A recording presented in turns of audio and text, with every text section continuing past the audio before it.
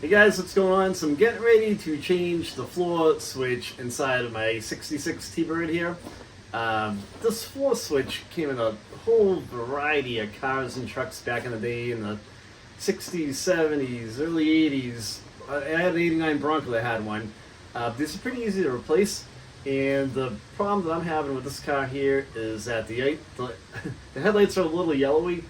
So if that happens, you should clean the grounds. I'll show you the grounds that go to the headlight bulbs in this car.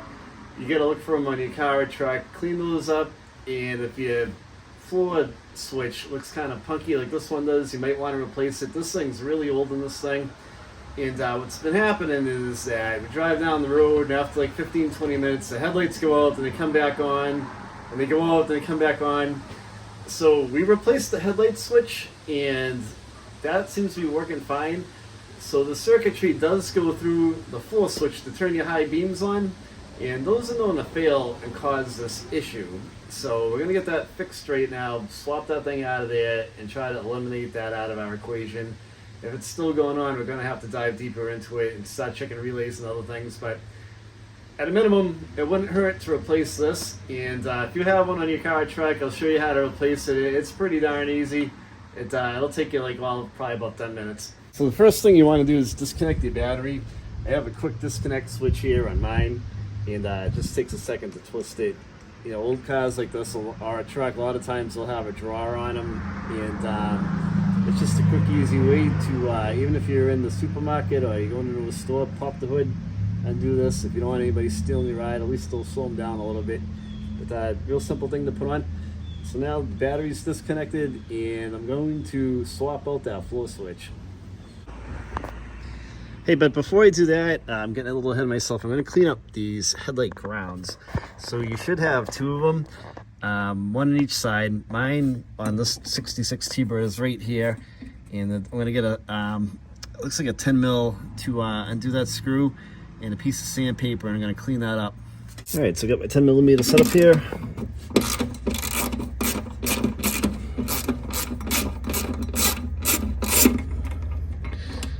Remove that.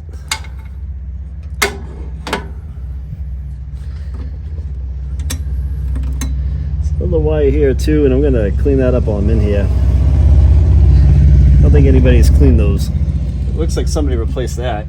I have another 77 T-Bird, and lights on that are yellow too. I got to do this. Clean your grounds up. A lot of times this is a culprit. Having like headlights blinking or yellow headlights as well. A lot of times it's due to a poor ground. I've been doing this to many cars back in the 80s. Not so much lately, but it's an old car.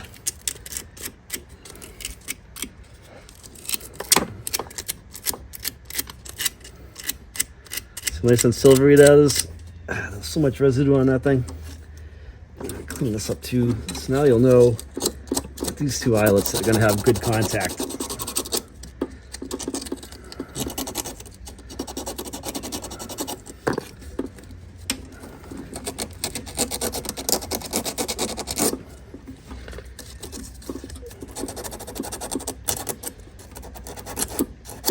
All you're doing is getting a crud of corrosion off these and shining them up.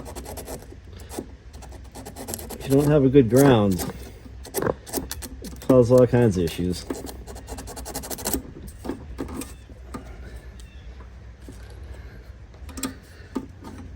That's basically all you need.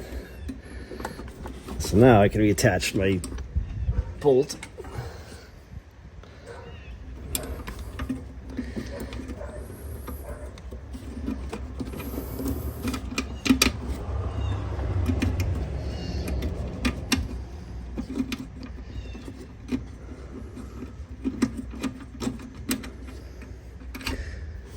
Kind of wanting to make a video like this for a while that kind of shows you how to troubleshoot this headlight issue, whether your lights are shutting off and on, or they're really yellow in an old car. A lot of times this is what's causing it. All right, that's all set. I'm going to go to the other side and do the same thing. The other side looks to be behind the battery, so I might have to pull it. I'm not going to bore you with that, but I'm going to just basically undo the wire, clean up the eyelet, and do the same thing and reconnect it. Then we'll go to the floor switch. Okay, so I have my headlight grounds all cleaned up, and I'm going to dive into the inside and remove that floor high beam switch. So we got the carpet peeled away, and there's 2 5/16 screws, and there's just a wire going to it, and you can tell this thing is just all freaking corroded. From basically, you can just pull the harness off of it. Inspect the inside, make sure it's not burnt or melted or anything like that. This one looks to be okay. And now I'm going to grab my 5/16 quarter drive socket and remove these 2 screws. All right, I'm going to remove these 2 screws, and I'm going to get the new switch. And those are loose.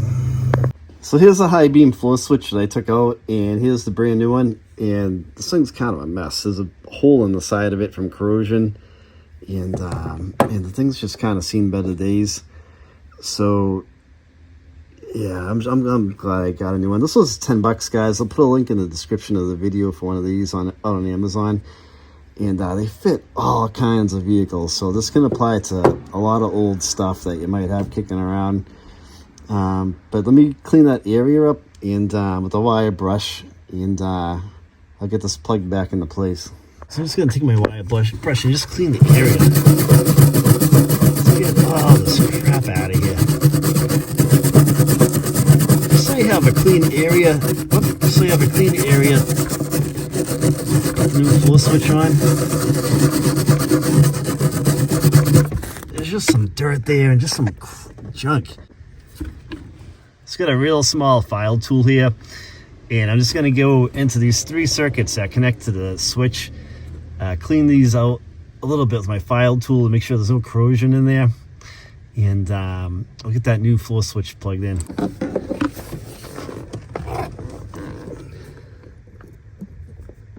You don't really want to screw these up, but you want to get in here and kind of make sure there's no corrosion in there.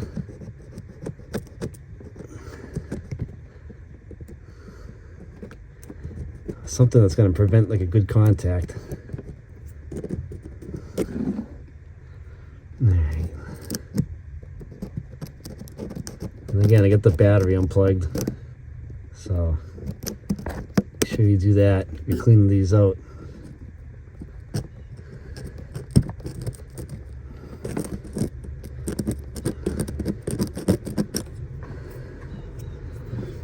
You always need a million tools and fixing cars. You never know what's going to come in handy.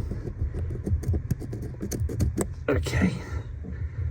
Alright, that should be alright. I'm going to go get my switch. Okay, so I'm getting ready to reattach my floor switch.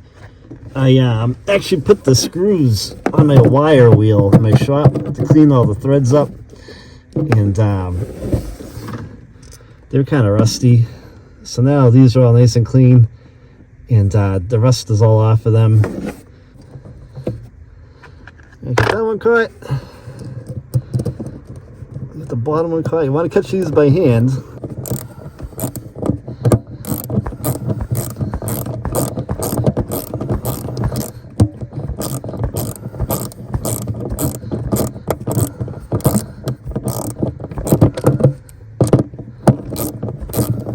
It's a little bit of a slow go getting this in. It's a tight spot. And don't crank down it yet. You just need to snug these up. So once you get the back one pretty much bottomed out, go to the top.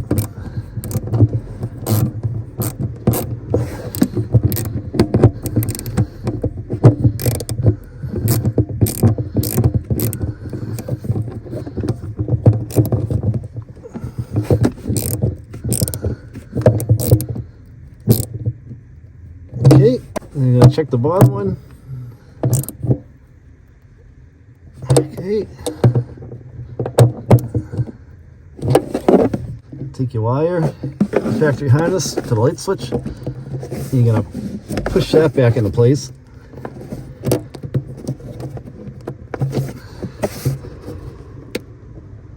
Then you can put your carpet back on if you had to take it off. All right, so put my carpet back in place, and let's go test this out.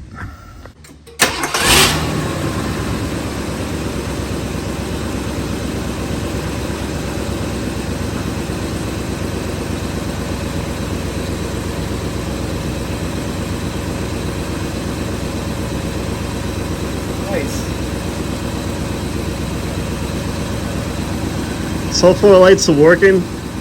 And what I noticed is that they were pulsating in and out and in and out before I replaced the switch, and they're not doing that anymore. They do look a little bit brighter than they were, not as yellowy. I mean, they're old lights. They're going to look yellowy compared to today's lights, but so far I'm liking what I'm seeing. They look a lot better.